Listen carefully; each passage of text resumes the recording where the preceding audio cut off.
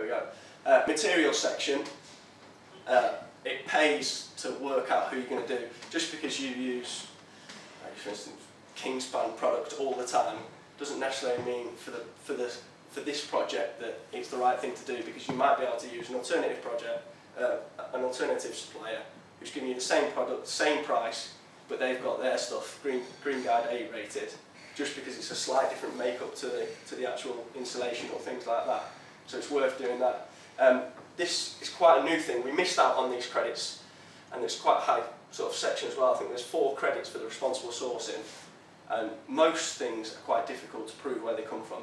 The only thing that's easy tends to be is timber, because it's got the forestry committee is quite constant. But things like metals and concretes within a project tend to be difficult to get all the way back to where they originally come from. The BRE themselves have got a sort of a monitoring system called the BES 6001, and it's worth asking on day one. So if you're going to be using a certain concrete supplier, say, look, we want you to go and get that credit in. We're giving you X million pounds worth of an order. We want you to have this because it picks us up a credit on this, and it's not money that you're spending on the project. And it almost forces the whole of industry to buy into working out the responsibilities of where their products come from. I think just for the contractors, it's about challenging your own supply chain. Yeah. Try and make sure you can drive out better value from them, and also get residual credits that won't necessarily cost you as a developer, contractor, or anything. Yeah. Interesting one with this, people always think not sustainable concrete. The concrete scores a rating on the sort of Green Guide that it does, so don't always assume something. Make sure that somebody looks into what the ratings are, because they're not always sensible to me. Yeah, quite often they're a little bit out there.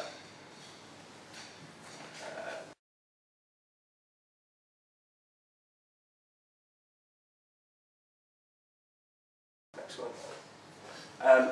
Waste section. This is one. Reducing your waste might seem a lot of effort and a lot of things like that, but effectively you're saving money. If you can reduce the amount of skips that are on site, you're saving yourself money. So it's one of the few credit sections where you can take some money out of the project. Be ambitious with the savings that you're going to make. Insist, again, it's going back to that supply chain. Tell your supply chain, look, if you're bringing light fittings, you're bringing them and you're taking the packaging away to reuse it. We're not getting rid of anything. If you're bringing anything to site, we're not being responsible. And by doing that, we managed to sort of shave off huge amounts of the waste that's generally created from the construction. That's that one. Excuse me, how did they assess the police that one? In terms of the actual amount? Yeah, how did you calculate your waste? It's done on, I'm trying to think what the company is called. There's a company that monitor the amount of waste. They're responsible for it, and they have to do monthly reports on how much waste gets taken away from site. And they have to. So you provided them with all the skip tickets? Yeah. And didn't lose any? Well, yeah. I saw you smile, yeah. It does have to be, but to be honest, I think we were way below the 4.7. I think we were down at sort of 4.1, so it was quite sort of way beyond it. I know what you mean. There is precast prison. Yeah. Oh, there you go. Yeah, but yeah. Some of the buildings weren't. Some of the buildings were sort of brick construction, brick and block construction. Yeah. This is some of the other sections within the waste aren't about just the construction. They're about the ongoing. So you've got recycling areas within it. We had a compactor baler, things like that. If you've got stakeholders who are going to actively, so if you've got kids in the school who are going to actively go and do the recycling, take the cardboard boxes out the back and section them off, it's worth making use of that. And that's what we particularly did here in the kitchen building, which is not related to this. We're taking all the waste oil out of the kitchens and putting it into a boiler to basically do the domestic hot water within the kitchen. So it's make use of the people who are on site. Don't be scared to. Did you get caught on the distance away from site from discharge of waste? Did you have to recycle it within 5 miles or within the area or a zone? Their carbon footprint, getting rid of that waste? No, there's nothing within the manual that's specific to that. You do, where we took the sort of the innovation credit, you have to prove that we were recycling 90% of the waste that was taken away. and within that, I think it's 30-mile radius that you have to do that recycling within. Local waste. Yeah, local waste. Yeah, I mean that's more than I think there's the credits from the diversion from landfill. That's that particular credit. Again, on the last bit, the waste section, there's a lot of pages to the waste section, so be careful of the pitfalls within it. On this project, we put in a compactor baler, and at the last minute the client decided that he wanted it at the opposite end of the site, closer to the living unit and not by the kitchen, so that it was something for the prisoners to do, to move it between. It got moved, but then we missed that there was a loophole that they had to have water to wash it down to get the credit, so we ended up, so it's just being wary of somebody quickly going, let's move that over there. You need to constantly have one thought on how does that impact the BREEAM, how does that impact what's going on.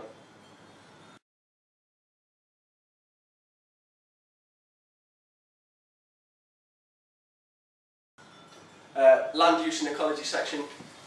This is again the BAT section that everybody sort of thinks BREEAM is. The weight in there, 0.6%. Yeah, I think there's 2 credits for the BATs and NEWTs there if you find it. So it's what, 1.2% of the overall score for that. It's don't get caught up on what everybody seems to be doing. I've got BATs, that gets me BREEAM excellent. It's not that much to do with it. Another thing is clever planting. Make your sort of the ecologist that you get on the the ecologist that you get on the job. Don't let them just give you a report and that's all that you're doing. And that ticks the box. There's one that you tick a box for basically saying we have an ecologist. But go further, question the ecologist. Say why can't I get all 4 credits within that section? And on this job, when they first come back, they said you can get 3 out of 4 credits. There you go. And then we went, why can't we get 4? And then they said, well, and then about 2 weeks later they come back and said, well, if you just plant some wild meadow in this section between there, that pushes you over the percentage mark of improvement, and it got us all 4. So it's making sure that you don't just accept what someone tells you. Quite often you'll think that they're the skilled person, they're giving you it. All they're doing is surveying the site, they're not necessarily trying to look at it from the BREEAM angle.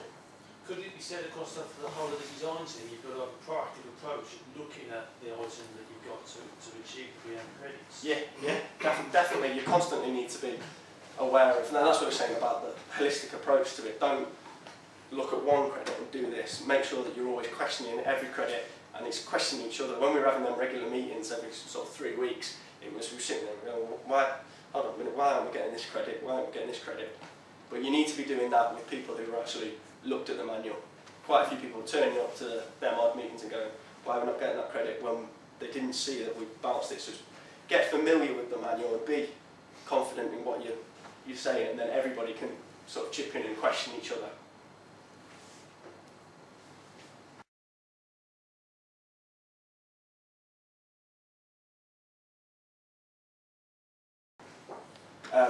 Pollution section. This has got 11 credits, and they're sort of almost 11 individual credits, so there's a lot of box ticking to be had on this one.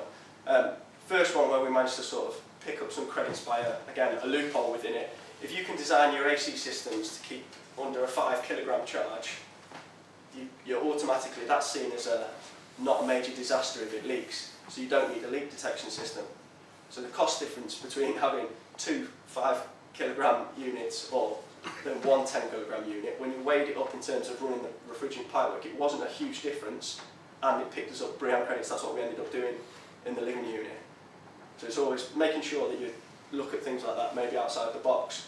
One that we lost quite a few credits on is the NOx emissions one, and I think there's 3 credits for that one, and we got 0, but that was because we used the biodiesel boilers, which picked us up a lot of points in the other section. So it's that way we were talking before about, don't think because you've lost them 3 credits that's the end of the world. You're constantly trading off. It's a take these to take that, moving stuff around. Again, like the sections we were talking about before, there's a lot of trapdoors within the pollution section as well.